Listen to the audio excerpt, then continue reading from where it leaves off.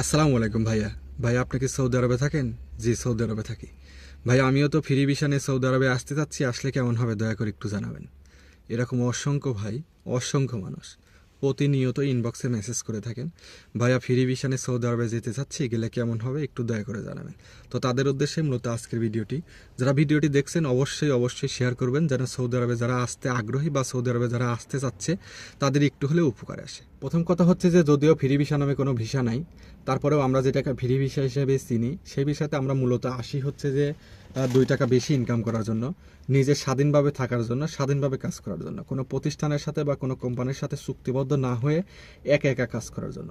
এখন এই বিষয়তে আসলে কিছু প্রতিবন্ধকতা আছে, কিছু সুবিধা আছে, কিছু অসুবিধা আছে, সব কিছু নিয়েই মূলত আজকে আলোচনা করব। তাই ভিডিওটি না টেনে সম্পূর্ণ ভিডিও দেখার অনুরোধ রইল। এই বিষয়তে আসতে হলে নিজের কিছু গুণাবলী থাকা দরকার, বিশেষ করে হাতের কিছু কাজ জানা থাকা দরকার।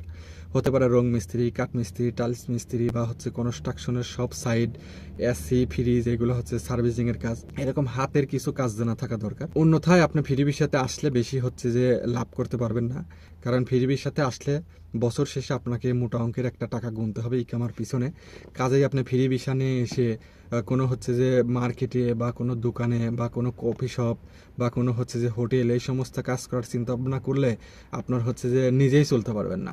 বাড়িটা না তো দূরে থাক, আপনার স্বপ্ন পূরণ তো দূরে থাক, আপনার নিজে চলতেই কষ্ট হয়ে যাবে, কারণ এই যে বছর শেষে একটা মোটা অঙ্কের টাকা ইকামার পিছনে ডালতে হবে।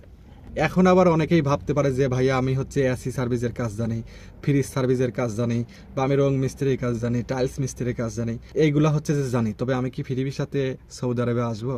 তো তাদের উদ্দেশ্যে একটা কথা, ধরেন আপনি বিভিন্ন কাজ জানেন, এসি, ফ্রিজ, বা হচ্ছে যে কনস্ট্রাকশনের সাইড, কোনো না কোনো আপনি কাজ জানেন, তারপরেও আপনি হচ্ছে যে সৌদি আরবে আসতে চাচ্ছেন, কিন্তু আপনার কোনো আত্মীয় স্বজন, পাড়া প্রতিবেশী বা হচ্ছে যে মামা খালু সৌদি আরবে নাই, তাহলে আপনি সৌদি আরবে আসবেন না।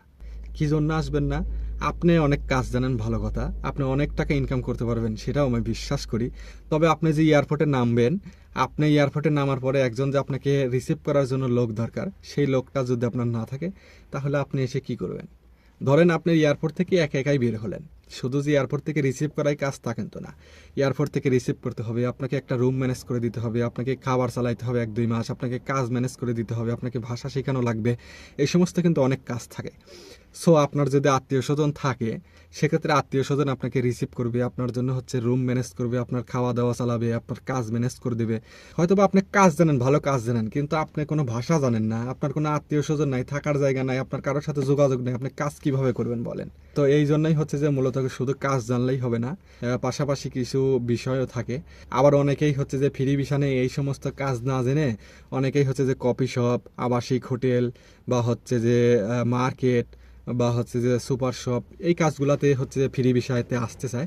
তবে তাদের জন্য আমি বলি, এই ফ্রি ভিসাতে এই সমস্ত কাজ করে আপনার কোনো ফায়দা হবে না। কাজেই যারা হচ্ছে যে ফ্রি ভিসাতে এসে এসির মধ্যে কাজ খুঁজতে চান অথবা এসির মধ্যে থাকতে চান, তারা এই স্বপ্নগুলো বাদ দিয়ে চিন্তা ভাবনা করবেন। কারণ এসির মধ্যে যদি আপনি কাজ করতে চান, তাহলে সর্বোচ্চ আপনাকে হচ্ছে 1500 রিয়ালের মধ্যে সীমাবদ্ধ থাকতে হবে, 1500, 1600 বা 1700। এই টাকা যদি আপনার বেতন হয়, তাহলে কিন্তু আপনার বছর শেষে মোটা অঙ্কের একটা টাকা ইকামার পিছনে ডালতে হবে। কাজেই আপনি বুঝে শুনে সিদ্ধান্ত নেবেন যে আপনি হচ্ছে ফ্রি ভিসা আসবেন কিনা। আমার কথা মোতাবেক আপনারা সিদ্ধান্ত নিতে পারেন আপনারা কি করবেন। ফ্রি ভিসাতে আসতে হলে অবশ্যই আপনার নিজের কোনো হাতের কাজ জানতে হবে। দ্বিতীয়ত, পাড়া প্রতিবেশী, আত্মীয় স্বজন থাকতে হবে, যারা আপনাকে রিসিভ করা থেকে শুরু করে থাকা, খাওয়া এবং হচ্ছে যে কাজ ম্যানেজ করে দেওয়া সহ সমস্ত দায়ভার আপনার মিনিমাম 6 মাস টানতে পারবে। তাদের উপর বিশ্বাস করেই আপনি হচ্ছে যে ফ্রি ভিসাতে আসবেন, অন্যথায় ফ্রি ভিসাতে আসবেন না। আর বর্তমান সময়ে সৌদি আরবে ফ্রি ভিসাতে আসতে হলে 100 বার ভেবে চিনতে তারপরে সিদ্ধান্ত নেবেন। যারা আত্মীয় স্বজন থাকে, তারা কোন কন্ডিশনে আছে, তারা কি পরিবেশে আছে, কিভাবে চলতেছে, তাদের সাথে কথাবার্তা বলে তারা যদি আসতে বলে তাহলে আসবেন, অন্যথা আসবেন না। তো শেষ করছি এখানেই। পরবর্তী ভিডিও দেখার আমন্ত্রণ জানিয়ে আল্লাহ হাফেজ।